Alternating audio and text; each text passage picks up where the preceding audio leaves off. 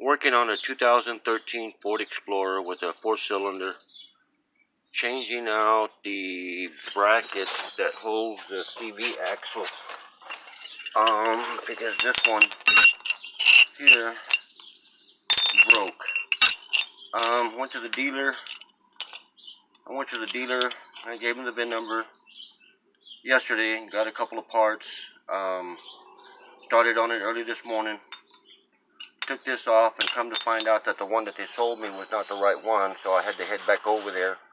Wasn't sure if the axle they sold me was the right one either, due to this being different. Went over there and took the complete VIN number. This turns out to be an early production Explorer, and when the guy looks it up online, it gives him two different part numbers.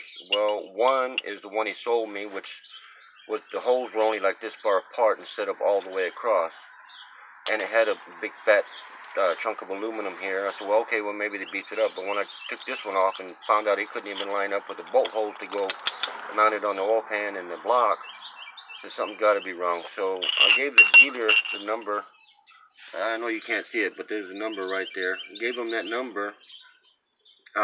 He called me back and said that he can't find that number. I said, buddy, I'm going over there. Took the old parts. And by the time I got there, he told me he had found it, and it actually switches over to this bracket. So it mounts on 3 bolt holes now versus the 2 just directly up and down. Come to find out, I have to replace the CV axle because the original CV axle will not mount up to the new bracket. So I asked the guy, okay, so the CV axle I bought yesterday, is it right or wrong? He said, well, no, buddy, it's wrong.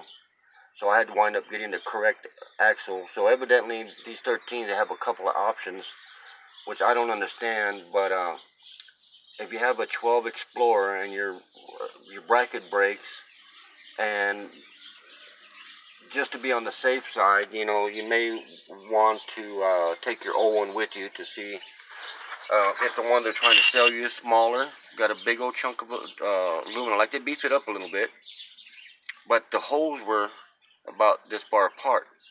No way it would mount up. So I went to the dealer and finally found the solution to the problem. So this is a part number from the dealer on it for a 12, well, production date 3 of 12 Explorer. That way, in case you need to get the part there. And the axle that goes along with this is this part number right here. I've seen a couple other posts where people are having issues of putting an aftermarket axle and it not actually mounting up to the bracket. It's because Ford redesigned it, because they knew that this little stuff that they were putting on was not going to be very good. So you can tell they really beefed it up. So if you're changing an axle and your original bracket is not broken, and you can't figure out why your axle won't bolt up, it's because Ford has modified the bracket. And when they modified the bracket, of course, it takes a new axle to go along with it. I don't know why, but that's what they tell me.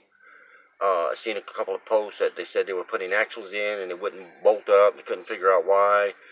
And they actually got the smaller one like they sold me, which was only 2 bolts, but like right in this area instead of all the way across. So this may help y'all get the correct part y'all need for the axle. Hope it helps out.